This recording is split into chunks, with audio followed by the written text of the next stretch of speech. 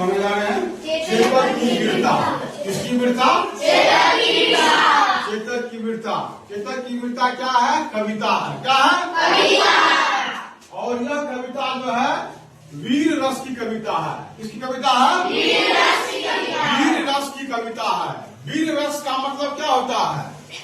वीर रस की कविता के जो है लाइन को पढ़ने से ही जो है हमारे शरीर में जो है जोश जुनून ऊर्जा पैदा हो जाता है, ठीक ना? और वीर जैसे मनोभावनाएं उत्पन्न होने लगती है।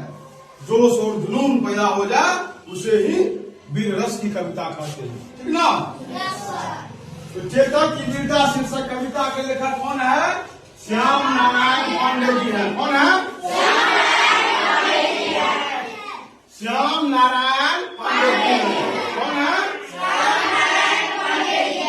यहाँ तक समझने में किसी को दिक्कत? चेतक की वीरता शीर्षक कविता के लेखक कौन है? श्याम नारायण पांडे जी हैं। अब आगे बढ़ते हैं। अब जो है ना कवि से थोड़ा सा आप लोगों का हम परिचय करा देते हैं। किससे परिचय कराते हैं? कवि से परिचय कराते हैं। कौन कवि से? श्याम नारायण पांडे जी से।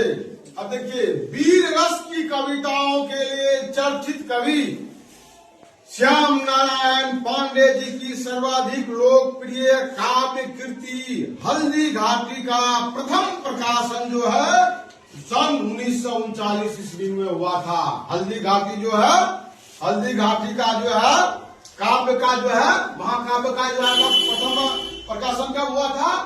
1939 ईस्वी में। कब हुआ था? 1939 ईस्वी में हुआ था। अभी आपने जो चेतक की वीरता कविता के बारे में पढ़ने जा रहे हैं, ठीक ना? वह हल्दी घाटी का ही एक अंश है। क्या है? वह एक हल्दी घाटी का ही एक अंश है, ठीक ना?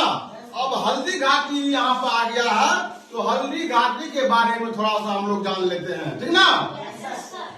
ये जान लीजिए हल्दी घाटी का युद्ध जो है 18 जून 1576 ईस्वी कब हुआ था?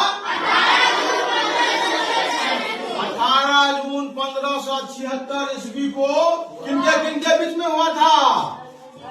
बताइए। मेवाड़ के महाराणा प्रताप और अकबर के जो है अकबर के बीच हुआ था, ठीक ना? अकबर के शाही सेना मान सिंह के बीच हुआ था। किसके बीच हुआ था?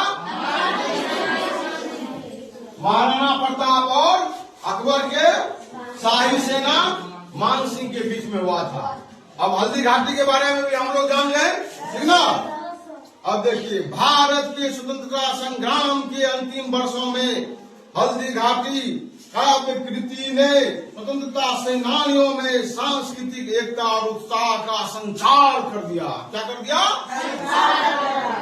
सांस्कृतिक एकता और उत्साह का संचार कर दिया, ठीक ना? अब देखिए आगे बढ़ते हैं हम लोग। चेतक की वीरता। किसकी वीरता? चेतक की वीरता।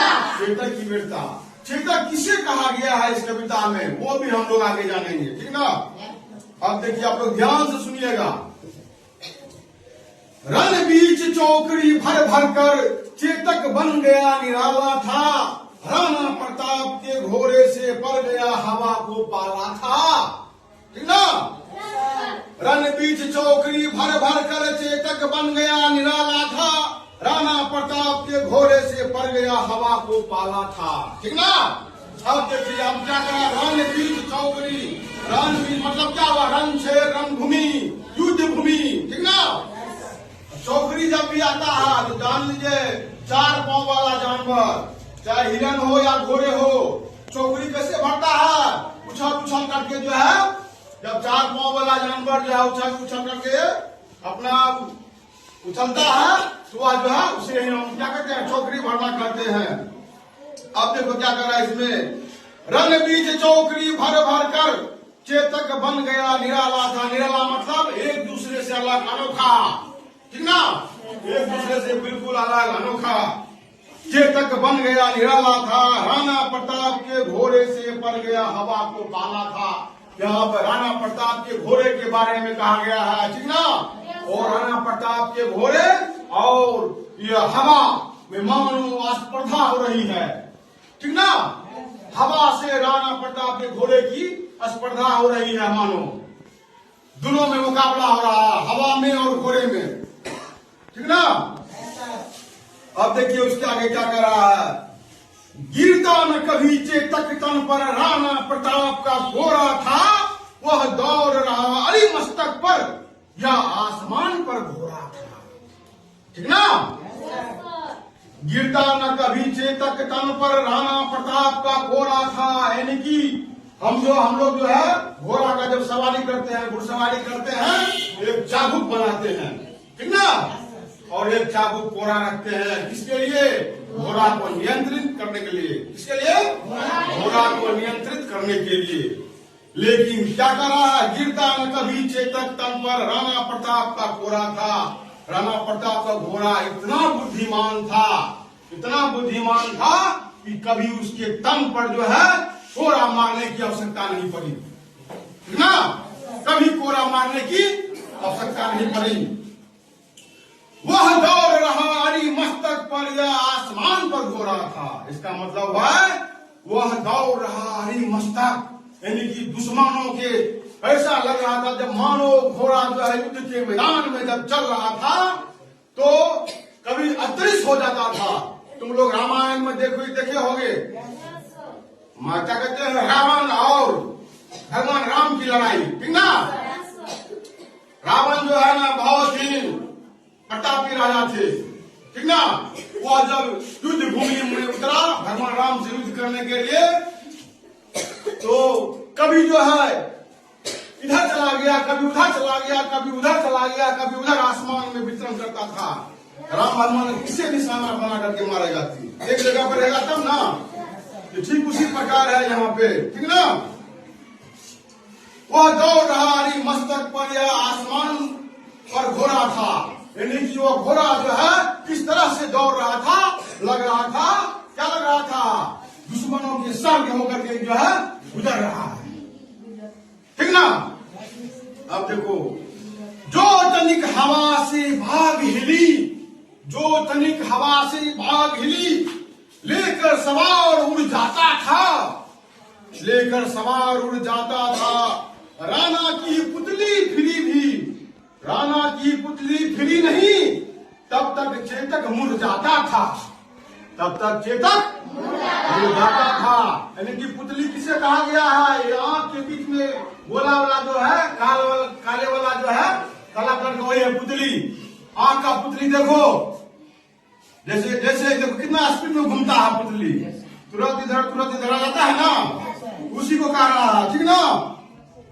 जो तनिक हवा से भाग हिली, ठीक ना, लेकर सवार उड़ जाता था। जब हवा का झोंका उड़ता है तो थोड़ा सा भी हवा में जो है बाग के पेड़ पौधे के पत्ते हिलने लगते हैं ना जी, हाँ?